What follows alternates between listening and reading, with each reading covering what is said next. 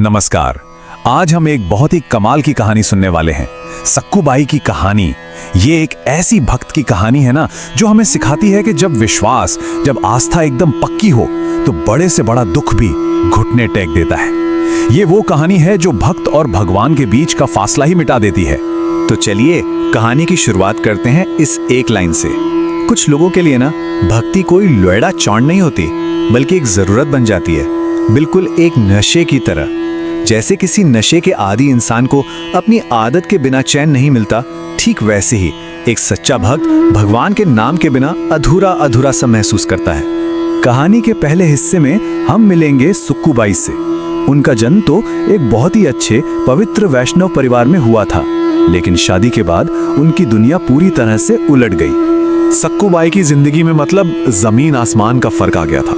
एक तरफ तो उनका बचपन था जो प्यार, भक्ति और दुलार में बीता, और दूसरी तरफ थी उनकी शादीशुदा जिंदगी, जहां पति से लेकर सास ससुर हर कोई बस उन पर जुल्म ही करता था। उनका हर एक दिन एक इम्तिहान जैसा था। तो इसी मुश्किल भरी जिंदगी में एक दिन कुछ ऐसा हुआ जिसने सक्कूबाई के दिल में दबी हुई भक्ति की चिंगारी को फिर से हवा दे दी। जरा सोचिए, सक्कूबाई नदी पर पानी भरने गई हैं और तभी उनकी नजर वारकरी भक्तों की एक टोली पर पड़ती है। वो सब पूरे जोश और आनंद में जय जय राम कृष्ण हरि गाते हुए पंढरपुर जा रहे हैं। बस भगवान का वो नाम कानों में पड़ते ही सक्कूबाई के मन में अपने प्यारे विठोबा के दर्शन की एक ऐसी जबरदस्त इच्छा जागी कि वो सब कुछ भूल गईं। उनके मन में एक कश्मकश चली होगी, जाऊं या ना जाऊं, घर वाले क्या कहेंगे।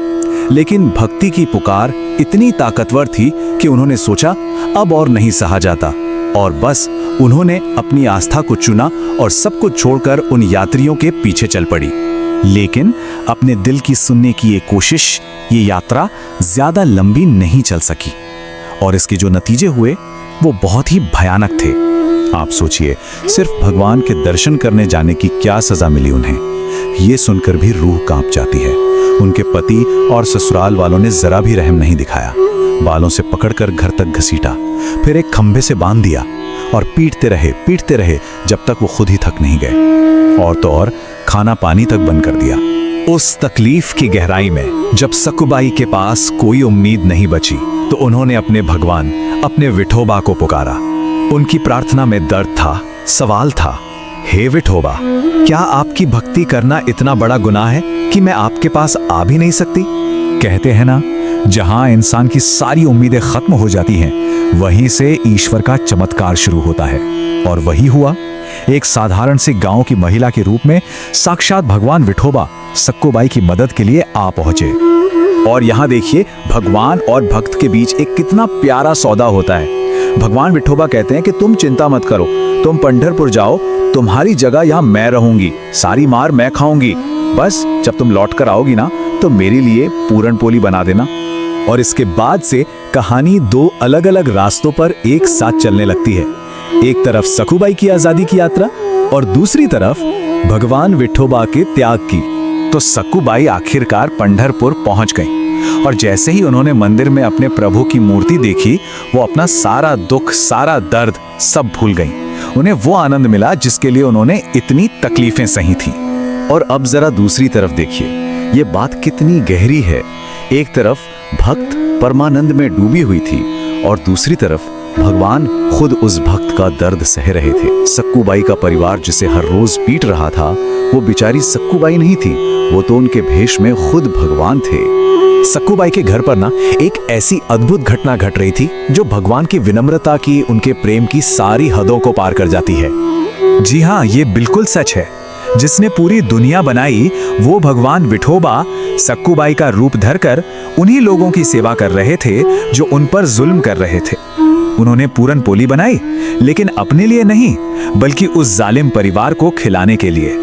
चलिए अब कहानी के उस हिस्से में चलते हैं जहां सक्कूबाई की यात्रा अपने चरम पर पहुंचती है, और कुछ ऐसे चमत्कार होते हैं जिन पर यकीन करना मुश्किल है।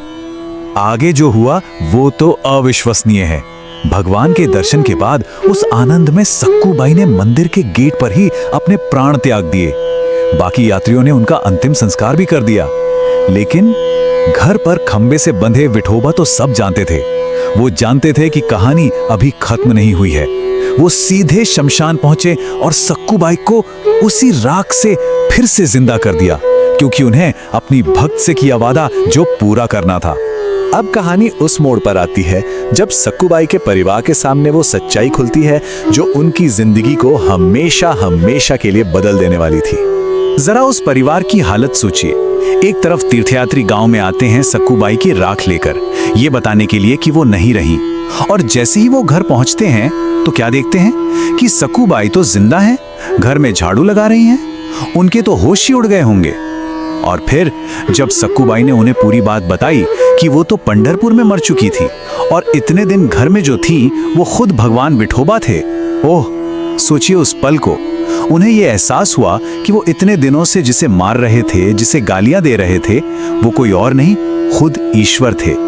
बस इस सच्चाई का पता चलते ही उस परिवार का दिल पूरी तरह से बदल गया। उनकी सारी नफरत, सारी क्रूरता पछतावा और भक्ति में बदल गई। एक ही पल में सब कुछ बदल गया। और देखिए कहानी का अंत कितना खूबसूरत है। वो पूरा परिवार जो कभी सक्कूबाई पर जुल्म करता था, अब उनका भक्त बन गया।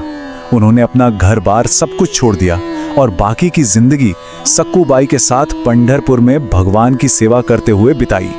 और यही तो इस कहानी का सबसे बड़ा संदेश है।